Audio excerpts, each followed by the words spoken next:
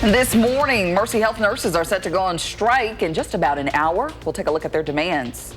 Plus, President Donald Trump's big, beautiful bill makes it to the House, how it could affect you if it passes. And it's the 99th Stoughton Fair. All you need to know to get involved in the fun. Well, good morning and happy Wednesday. Thanks for waking up with us this morning.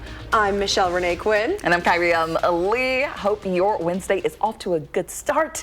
It's a short week for many people, but you're almost there. You are almost there. It's my first day of the week here. But you know what? You guys have already made it halfway, so round of applause. And let's get you ready for the rest of your week. We've got meteorologist Savannah Brito live on our patio with your most accurate forecast.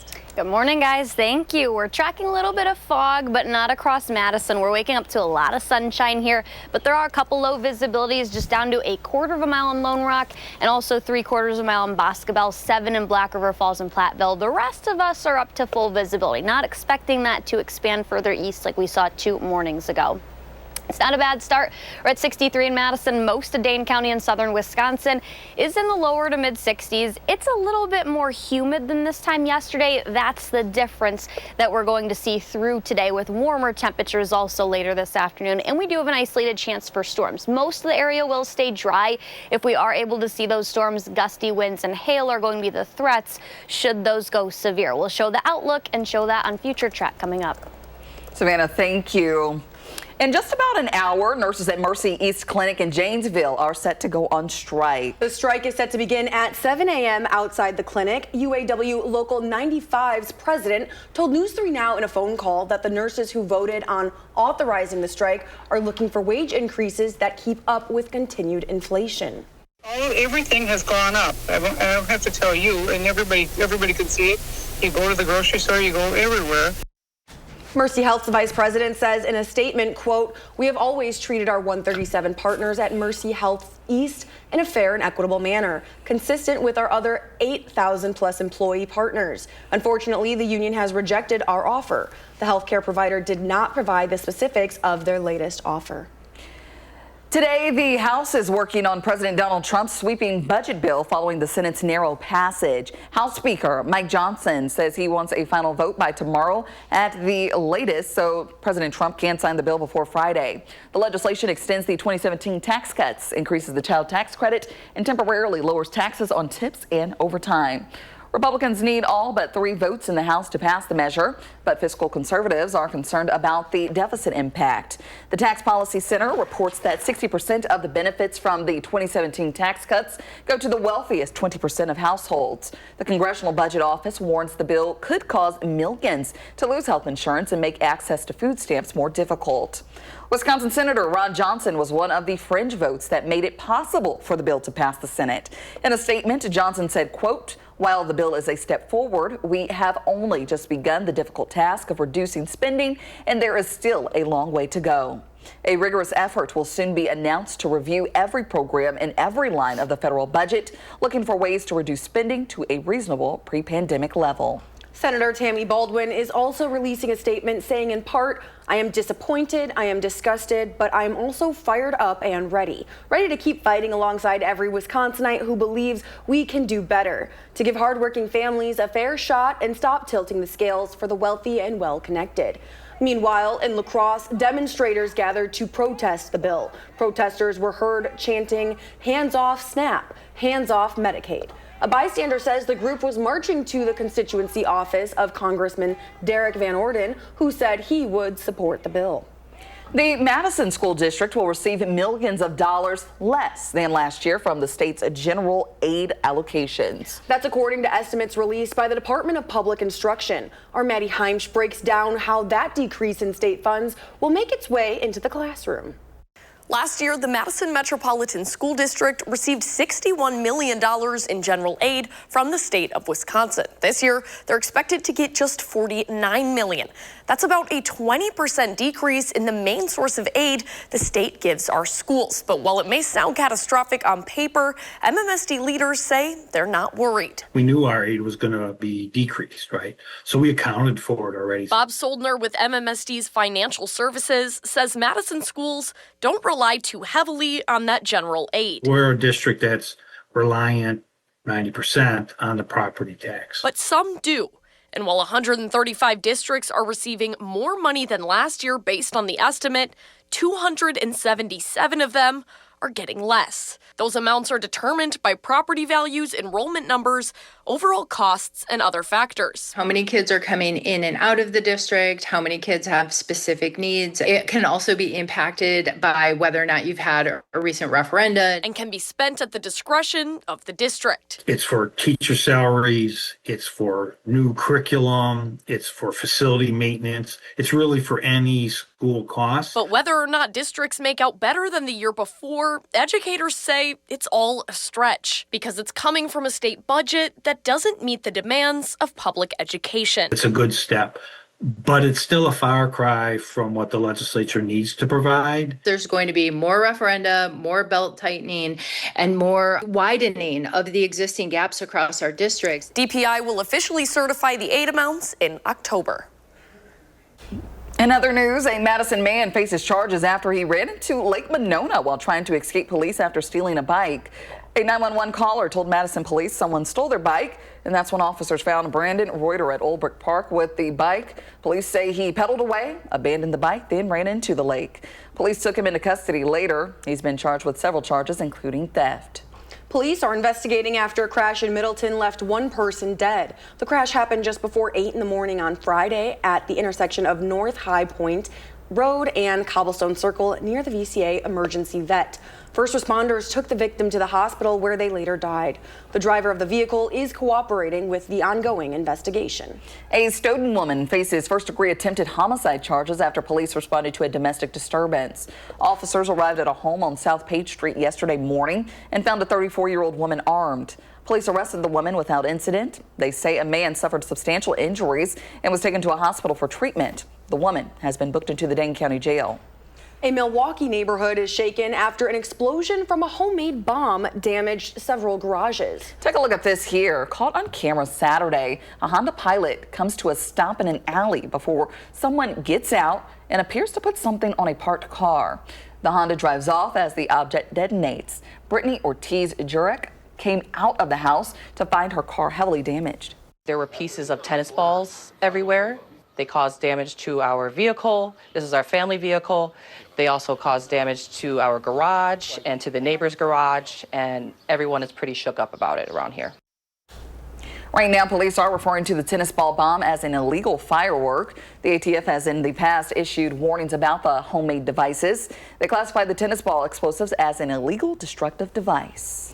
A new study spanning over 1,000 U.S. hospitals reveals that antibiotics may not help COVID-19 patients.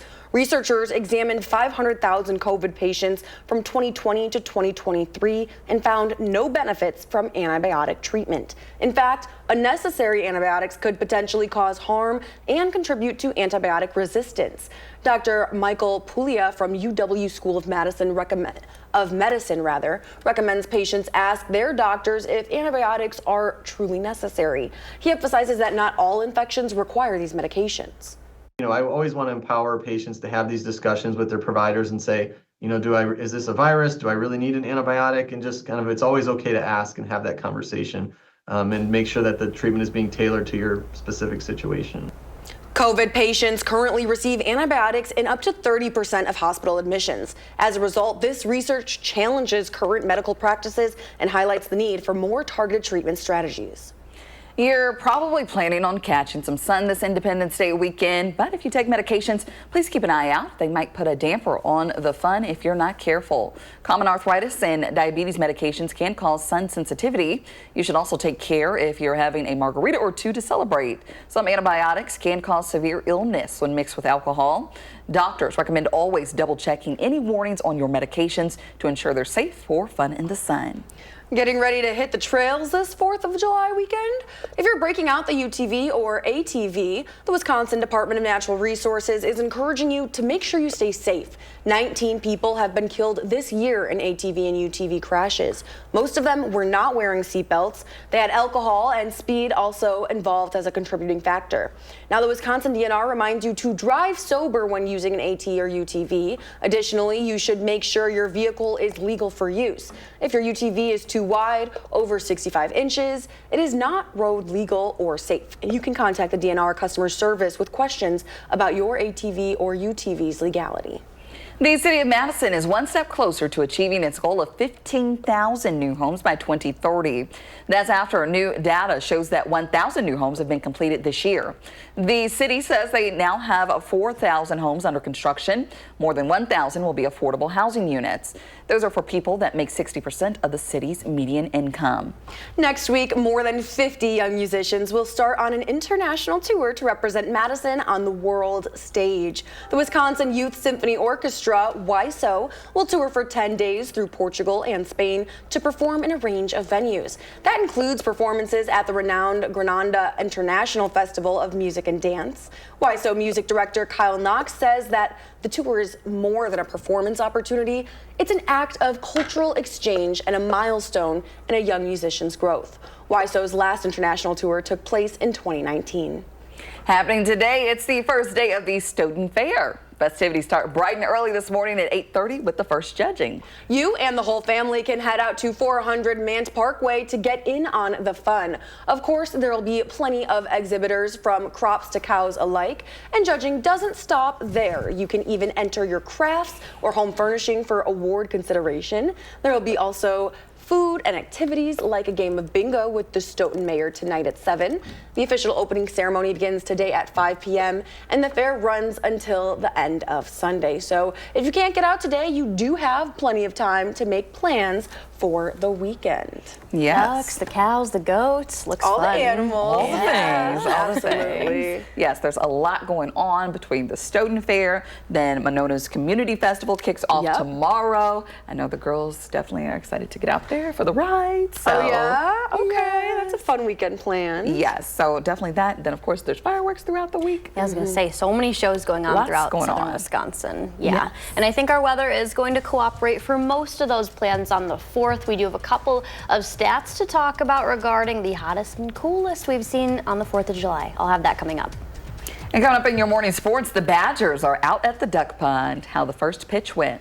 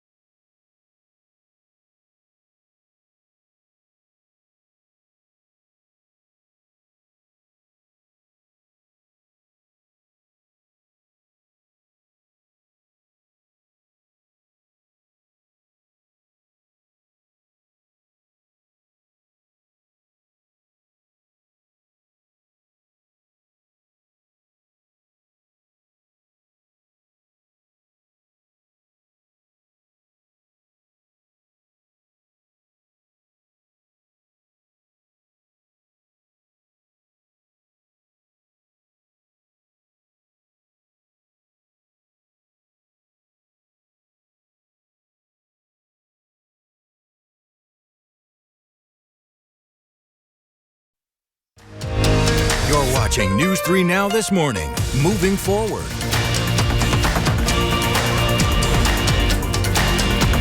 Welcome back. 2 Wisconsin men are on a bucket list adventure that's been decades in the making. Troy Knutson and Aaron Jacobs are paddling the full length of the Mississippi River. Their journey started nearly a month ago at the river's headwaters in Lake Itasca. Now they're headed for the Gulf. They've braved heavy winds, rough waters, and even a few storms, but they say the people they've met along the way have made the trip worth it. The best part of this trip thus far is just the people that you meet along the way and just how friendly and helpful they've been and interested in what it is that we're doing out. It's not clear how long their journey will take, but you can follow along on the Mississippi River Paddlers Facebook group. And this is not their first cross-country adventure. They bicycled across the country when they were younger. So when are we doing that? Are we going to do that? Yeah, when? Why don't we just try like across Lake Monona first? Oh, no, I don't even want to get out there. How about we just start with a simple bike ride? Oh, no. Right. I'm down for the paddling. Oh, no. What, are you afraid of water? Like, nope. That water, yes. That the water, Mississippi? No. Lake water? Why not? Yeah. Why okay, not? well, with warm temperatures, the lake is very refreshing, you know? Exactly. Especially with the 90s that we've got in the forecast. I mean, come on, maybe we'll take a little dip later. We're at 63 right now. Water's probably a little brisk because it's a cool start to our morning. This is actually around normal, though. We've just seen really warm overnight lows the last several days. 67 in Monroe. That 58, though, in Black River Falls, they're starting their morning off pretty much exactly where they did yesterday. They did drop into the 50s across a couple areas, mainly northwest of Madison. We're not going to see cooler overnight lows. Those are actually going to rise over the coming days. A lot of sunshine early, and then we'll see cloud cover increase as we head closer to lunchtime between about 12 and then also 1 p.m. later. Can't rule out a couple spotty showers. I think the better chance is going to be to our northeast and also west out across Minnesota and Iowa. That's where the better storm activity is going to be today. We're dry tonight, clearing, but then clouds will increase again tomorrow. I think tomorrow, slightly better chance for isolated showers and storms. Any storm today or tomorrow could be strong to severe gusty winds, and then hail will be the main threats. Everyone across the majority of the Midwest actually is under a marginal risk, and then tomorrow the majority of southern Wisconsin, northern Illinois, if you're traveling that way, are as well. For the 4th, though, that's when storm chances are going to briefly be diminished and confined to our northwest. I think by Saturday we'll probably get placed under that green color, which is a marginal risk of severe weather. Overall low threat the next several days. The 4th is going to be hot. We're going to have highs in the lower 90s. By the evening, we're not going to cool down that much. 86 probably around 7 p.m. The night, that's also going to be very mild, where overnight lows Friday night into Saturday hang out in the mid to even upper 70s. That's when there's better shower chances. I think for the most part for the 4th, those are going to hold off until Saturday, Friday night into Saturday. Our hottest 4th was 102 back in 2012. Our coldest, yes, that was an actual high of only 44 degrees on July 4th in 1972. Our wettest was when we got about 1.25 inches or just over that. That was back in 1994. Our average high is 82 and our average low is 61. So temperatures are going to be both a lot warmer than that for the afternoon temperatures, and then the lows on the overnight hours into Saturday morning. Saturday then 88 and stormy. By Sunday, that's when temperatures cool down a little bit closer to normal and we're less active.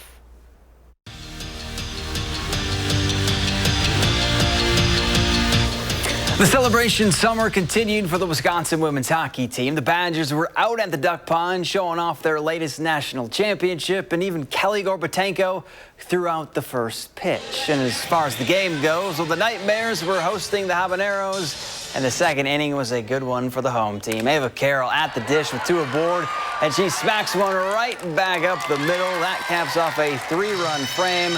Mares go on to get the win, 4-2 the final.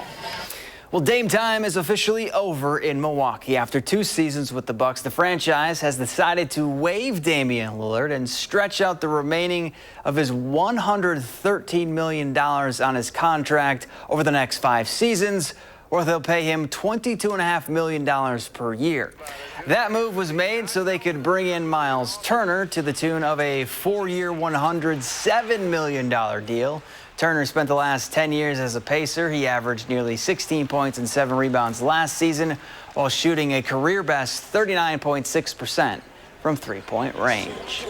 And on the mat, Wisconsin wrestling team has announced their non-conference opponents. NDSU, Arizona State, Utah Valley, and Lock Haven are all coming to the Fieldhouse this season. Their big road duel will be a trip to Cedar Falls to take on Northern Iowa. But the big non-conference tilt is when the Badgers head to Stoughton High School to take on Bucknell. And that's it for morning sports. Have a great day. Still ahead, a look at what childhood favorite cartoon character will be on USPS stamps soon. Welcome back. Every Wednesday, starting today until the fall, we'll be giving away a 1 4-pack of tickets to watch Forward Madison. All you have to do is tune into News 3 Now this morning, watch for a question of the day, and then answer online at channel3000.com. So today's question of the day is, what shape are the spots on a soccer ball? And we're not going to tell you, but go ahead and do your thing. Log on to channel3000.com and submit your answers. And of course, even if you submit an answer and it's wrong, that's still, you still get an entry. Yes, there you go. That's the beauty of it. But yes, visit our website, channel3000.com. You can find that under the contest tab. So yeah, looking forward to see who's the lucky winner. Who gets those tickets, right? I see people's guesses. Well, check this out. The U.S. Postal Service is bringing a little bikini bottom to your mailbox. A limited edition set of SpongeBob SquarePants Forever stamps is coming out this summer. They feature SpongeBob, of course, and other appearances by characters like Patrick, Squidward, Sandy, Mr. Krabs, and of course, Gary. They're part of the Postal Service's summer collectibles lineup. You can get them from USPS starting August 1st. They are giving SpongeBob his flowers, and I am here for it. I was a SpongeBob kid. Oh, yeah. Yes. And I feel like SpongeBob is so timely. Like, it doesn't matter what generation you're from, everybody has a little bit of SpongeBob. So this is great. And like those one-liners of his.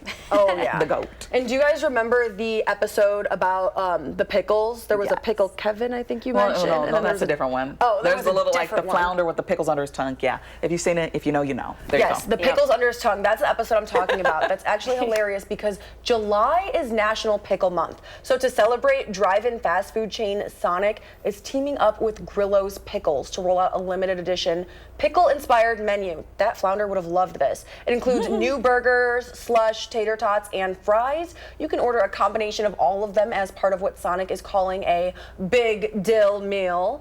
The new items are available nationwide throughout July. They do this like every year with the pickle drink, and I think I've been trying. I just want us to try it. No, absolutely I just want us not. to try Never. it. You know, this seems like a lot of pickles, but I'm a pickle fan, so I wouldn't be opposed. We'll see. I don't know about that. We'll be right back. Yes, we will. Stick around. I'm gonna go buy it. This morning, child care providers breathing a sigh of relief. How they're benefiting from the state budget. I refuse to live in fear of anybody, but I am in danger. Plus, the suspect in a poisoning plot appearing in court, the emotional testimony from the victim. And soon, fireworks will light up the skies over the duck pond. What you need to know to go watch. Good morning, everyone, and welcome to News 3 Now this morning on your Wednesday. Thanks for waking up with us. Absolutely. I'm Michelle Renee Quinn alongside Savannah Brito. I'm Kyrie Lee, if you didn't know. And we all knew that. Yes, but we are halfway through the week. I know it's a short week for a lot of people. Yeah. So just find the strength to power through You got a one little more bit. day, right? Yeah. Just a few. We'll all be here through Friday, though. Yes. Yeah, yes. we will. So this is Michelle Renee's Monday. So Yes. she's just getting started for I a am. long week. Bringing It's the okay. energy this morning, though. I got That's you guys. good. I got Yeah. you guys. And I'll bring it all throughout the weekend. You can stick with me in the morning show. Tomorrow, Yes. Saturday, Sunday, we'll be here. Yes, locked in. And we're tracking a couple of shower chances each one of those days. I do think the best chance is going to be tomorrow and then more specifically Saturday with our next cold front. Not a problem this morning. We're waking up to a lot of sunshine. Winds are calm, 63. Our dew point 61. So dew points are a little bit higher than yesterday at this time. So it's just a tad bit on the muggier side, but temperatures, those are nice. 63 in Madison. We've got a couple areas areas now warming up into the mid-60s. Lots of 65s out there across Dane County, and Black River Falls did briefly fall to 59. Now at 61. So there are no more 50s out there, but it's still pretty comfortable. When you factor in the humidity, that not so much, but we are going to see those levels rise a lot more compared to where we're sitting right now. We'll talk about the storm chances and the 4th of July forecast coming up. Savannah, thank you. This afternoon, the woman charged in a plot to poison a Rock County woman will appear in court. Andrea Whitaker and Paul Van Dyne Jr. face several charges, including first-degree intentional homicide. Van Dyne appeared in court yesterday. Our Eliana Liberté brings us there. Tuesday, we heard emotional statements from the victim of this alleged poison plot and her mother, 26-year-old Amanda Bade, willingly identifying herself to the court. I can't tell you that I'm terrified of this man because I'm not. I refuse to live in fear of anybody, but I am in danger. The nursing student speaking to the court about a man she says she knew but was never in a relationship with. Paul has been playing professional assassin with undetectable weaponry against us all year. According to court records, Van Dyne and his girlfriend, Andrea Whitaker, allegedly tried 3 different times to kill Bade. I did not stand a chance. The criminal complaint claims the pair broke into her car to poison her with cyanide, thallium, hydrogen sulfide, and Abrin. He meticulously planted death all around me. Bade's mother also speaking to the court about the suffering the alleged crime has caused her family. I watched Amanda quickly deteriorate from the repeated lethal poisonings, including 6 hours of daily dialysis. Van Dyne's bond set at $37.5 million. That's compared to the $25 million prosecutors asked for. Candidly, I don't see any alternative but for a substantial cash bond. But Van Dyne's defense says it's excessive given the $10 million bond in Dane County. That's not been posted. It's not been posted because Mr. Van Dyne doesn't have it and doesn't have access to it. But Bade says the evidence speaks for itself. Paul chose day and night for months on end to erase my future. Reporting at the Rock County Courthouse, Eliana Liberté, News 3 Now. Next Wednesday, the man charged in the deadly ambush of 2 Milwaukee police officers is scheduled to return to court. He's currently in jail on a $500,000 bond. Tremaine Jones faces charges including first-degree intentional homicide, attempted first-degree homicide, and first-degree reckless endangerment. The charges relate to last Thursday's shooting. Police say someone called for help to lure officers into an ambush. The shooting injured 1 officer and killed 32-year-old Officer Kendall Corder. In the city of Milwaukee, tributes continue to grow for the officer. A procession accompanied Officer Corder's transfer from the medical examiner's office to a city funeral home. One of the firefighters murdered in an ambush in Idaho was a Wisconsin native. CBS 58 reports Battalion Chief Frank Harwood grew up right here in the Badger State. He graduated in 2006 from Neenah High School. He and 52-year-old John Morrison lost their lives. Yesterday, people packed the streets to watch their procession. Investigators are still working to learn more about the suspect. In national news this morning, a new migrant detention center in Florida is drawing controversy. Immigration advocates raise alarms over due process concerns at the facility known as Alligator Alcatraz. Trump traveled to the state yesterday to inspect the center. Florida Governor Ron DeSantis expedited approvals to open the facility within days. He says the center will soon accommodate up to 3,000 detainees. At the same time, a lawsuit claims the government skipped the required environmental reviews.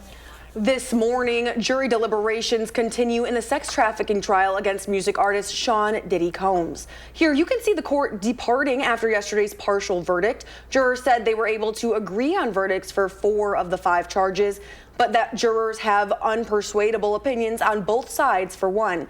That's on the charge of racketeering conspiracy.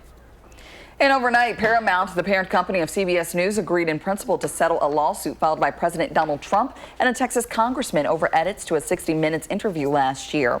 Paramount said the settlement does not include any apology or expression of regret.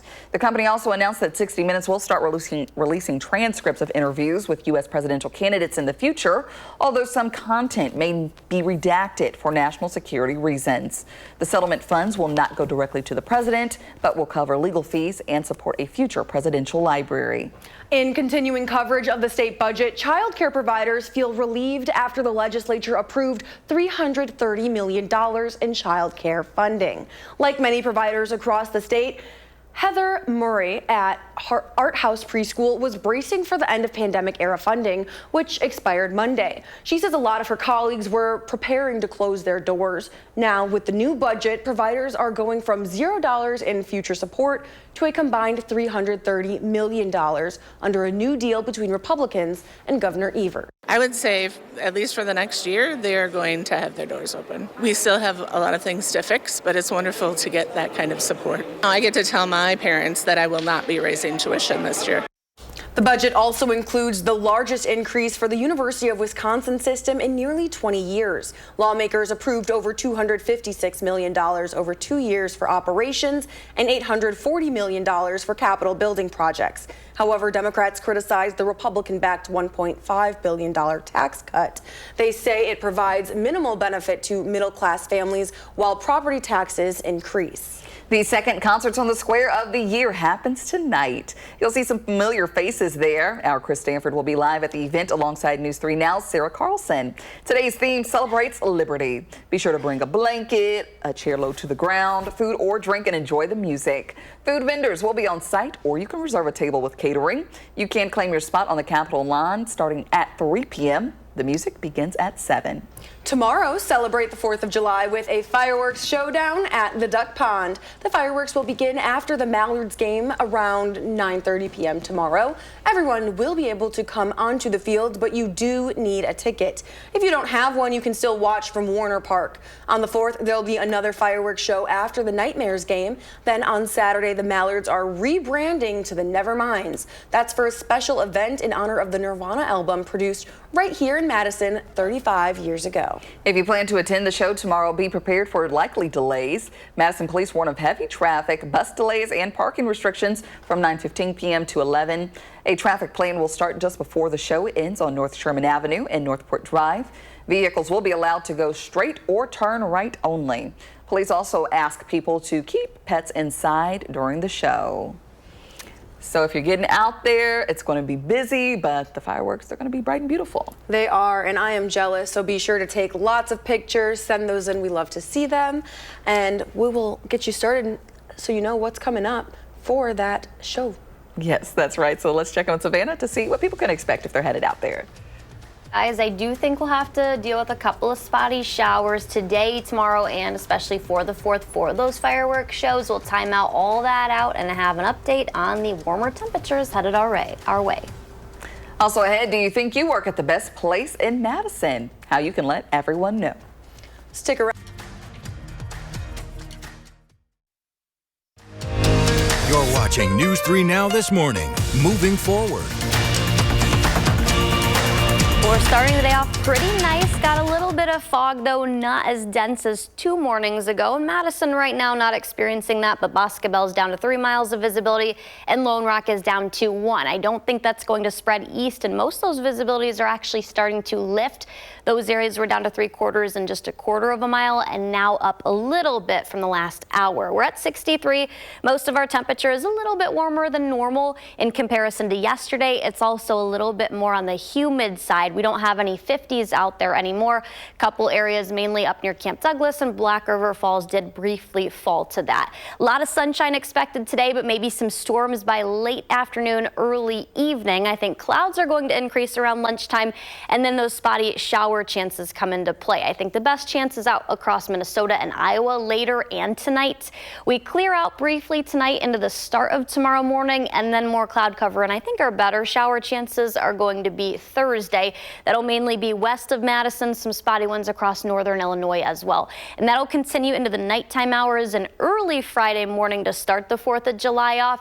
If we're able to see any storms both today and tomorrow, we have the possibility of seeing a couple on the stronger side, gusty winds and hail most of the areas under the green risk. We saw that nearly every day last week. This is a low end marginal risk, but something we'll have to watch for.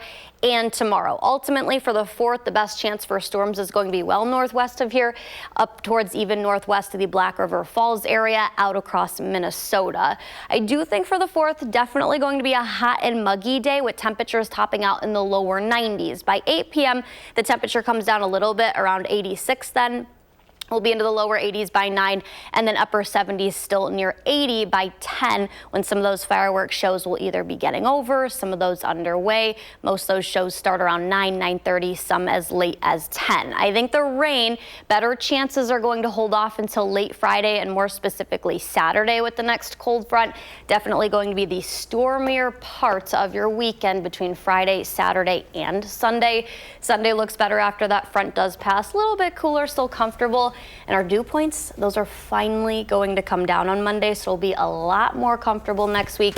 And highs are only going to be near 80 with some sun, so overall, pretty good pattern next week. I think that's what the problem is, the dew points. Yeah, I know. It's so humid. It's been humid for the last 3 weeks straight. Yes. It's like hard to breathe outside. You get a little bit of comfortability like yesterday, but it was still a little humid. Yeah, I'm just trying hard. I'm trying hard not to complain. Not trying hard to complain. It's better than it being freezing and snowing. Yeah. Yes, absolutely. So, I don't even want to think about that. No, I know. Well, Savannah, thank you. You're welcome. If you want Savannah to plan your day, she'd love to do so. Just record a video like you saw and share your name and where you live and send it our way. You can send it via our website, the First Warn Weather app, Facebook Messenger, or email. Then watch around this time every morning and see if you come on the air.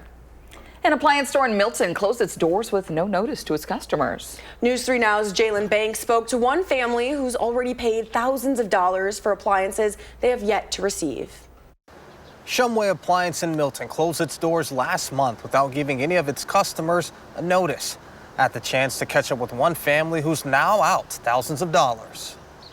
Meet Sandra and Todd Keyser. They have lived in Milton for 30 plus years. At the moment, they're in the middle of building a new home. And recently, they bought $8,000 worth of appliances from Shumway Appliance in Milton back in November of last year. However, last month, news broke that Shumway is closing.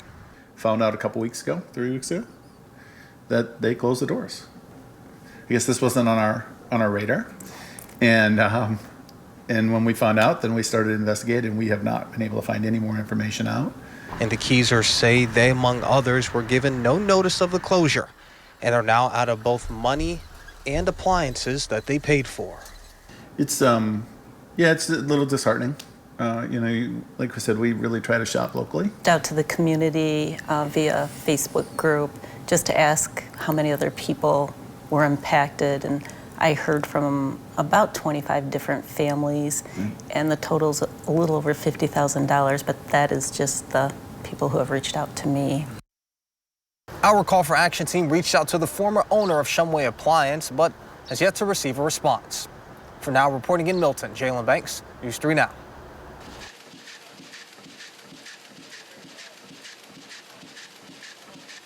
The U.S. currency. Economists say the U.S. currency has weakened more than 10% over the past 6 months in comparison to monies from other top trading partners. That's a low not seen since 1973, when the Nixon administration stopped linking the dollar to the price of gold. Analysts say several factors are to blame, including President Trump's tariff policies and increased government debt. Job openings in the U.S. are up for the second time in as many months. The Bureau of Labor Statistics says the nation's labor market had nearly 7.8 million open positions in May. Officials say that's a high not seen in half a year. Some economists had forecast a decrease in available jobs in May based on Trump administration tariff policies and geopolitical tensions. Do you think your business is the best place to work? Well, now you can let everyone know. Madison Magazine is launching the Best Places to Work program. This is a yearly nomination and staff survey that provides local employers the opportunity to learn more about the engagement and satisfaction of their employees and honor those who deliver an outstanding work experience. Nominations for the Best Places to Work are now open through August 22nd. Best Places to Work winners will be celebrated along with our Best of Madison Business Award winners at Madison Magazine's Best of Business annual luncheon in February. When it comes to parenting advice, social media is flooded with tips from so-called experts. But who can you really trust? Scrolling through your feed can be like navigating a minefield of misinformation on everything from politics to health, you name it. So when it comes to parenting advice, who can you trust? Emily Oster is the founder and CEO of the website Parent Data and New York Times best-selling author Crib Sheet. She recommends doing your own research into who is giving you that advice. People should be looking for, is this person offering something where if I give them money, there's an easy solution to a hard problem? That's not usually the way that solutions work. That's not how an expert's going to pitch to you. You know, comment for my supplement brand so you can solve all your problems. That's probably misinformation. I think that's... Oster reminds parents that false information is amplified more than true information. And don't let a social media post make you panic. That's when you become susceptible to receiving information that you're not ready to process. A new study shows the key to a longer, happier life could be in your head. Studies show an optimistic outlook could pave the way for a better future. Seeing the glass as half full rather than half empty can bring benefits, including a longer life and better health, according to researchers, as well as both financial and career advantages. So gratitude is your ability to be appreciative of what you already have, and that is a big component of optimism. Optimists say to themselves, like, they're able to project good things into the future because they can see the good things that exist right now. And as a result, they're kinder, they're more compassionate to themselves, they're more forgiving, and they're more grateful for the things that they already have. In her book, Practical Optimism, Dr. Varma warns against blind optimism, which means burying your head in the sand to avoid difficult issues. Yeah. So just take those issues head on. Yes, exactly. And when you take those difficult issues, we can always reshape them with our thinking and kind of make it into a positive thing. Like, instead of being a realist or a pessimist, we can be an optimist. Okay. Or do our best to at least try to be one. Try, but don't let it weigh on you either. So just do the best you can. Every day, just wake up to do the best you can. It's all we can do. Exactly.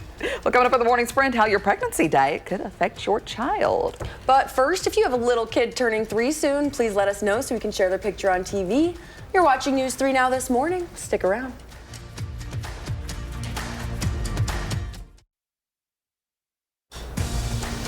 Time now for the morning sprint. In just a few minutes, nurses at Mercy East Clinic in Janesville are set to strike. The strike begins at 7 a.m. outside the clinic. The union president says the nurses are seeking wage increases that keep pace with ongoing inflation. Mercy Health's vice president says they have always treated their union partners fairly and equitably, but the union rejected their offer. The healthcare provider did not disclose the details of their latest proposal. A woman charged in a plot to poison a Rock County woman will make her court appearance. Andrea Whitaker and Paul Van Dyne Jr. face multiple charges, including first-degree intentional homicide. Van Dyne made his court appearance yesterday. The Rock County judge set Van Dyne's bond at $37.5 million. That's higher than the $25 million requested by the state. In Washington, the House could vote on President Donald Trump's sweeping budget bill. That's after the Senate narrowly passed it. House Speaker Mike Johnson says he wants a final vote by tomorrow at the latest so Trump can sign the bill by Independence Day. Republicans need 3 House votes to pass the bill. Eating inflammatory foods while pregnant may increase a child's risk of developing diabetes. A study published in the British Medical Journal examined expectant mothers who ate these types of food like red and processed meat, sugary drinks, and deep-fried foods. The study found that a diet high in these foods can raise a child's risk of type 1 diabetes by up to 16%. One of the firefighters murdered in an ambush in Idaho was a Wisconsin native. CBS 58 reports Battalion Chief Frank Harwood grew up right here in the Badger State. He graduated in 2006 from Neenah High School. Yesterday, people packed the streets to watch their procession.